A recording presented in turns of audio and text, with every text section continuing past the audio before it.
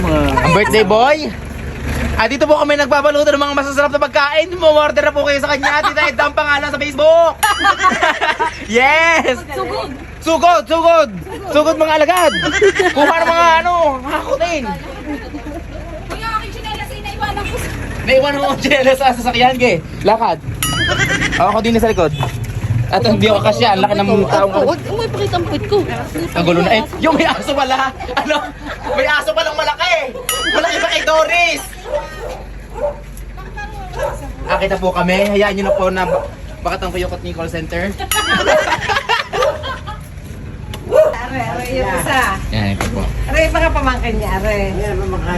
Yung mga pinsan niya, are, dalawa. Yung isa lang natin sa iyo. Nasaan si Kulot?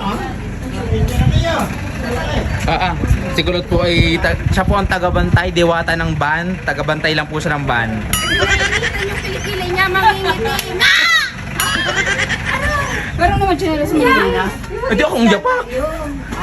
Tika ba? Tagabak tayo. Ayoko. Kaya ilakad mo na nga hanggang diyan. Hindi, anak na sa kapatid. So guys, kukunin na namin yung pinalutong pagkain. I-update namin kayo. Bakit ang maduming pa? Yan guys, ito yung masarap. Oh. Siksik liglig umaapo ang toppings. Wala kayong hahanapin pa. Hindi nga mabuhat ni call center sa dami, oh. Ito pang, ano to? Spaghetti. Spaghetti. Palabok. At palabok. Buhatin, hindi ko kaya buhatin. Ano Bubuhatin mo. Tingnan pa, inom muna ako. Wait lang. Okay lang. Ako na. Inom lang ako. Inaanak niyo pala yan? Yes. Tita Edna? Inaanak mo pala to? Hindi naman yan. Nag-asawa. Ayun, tubig. O, inom. Tapos yun yung si Concept. Ano ba? Hello guys, sa mga gusto pong magpaluto ng masasarap na potahe ay palabok. Carbonara. At spaghetti. Oh. Kontakin nyo lang po si Edna Locke. Yan po siya.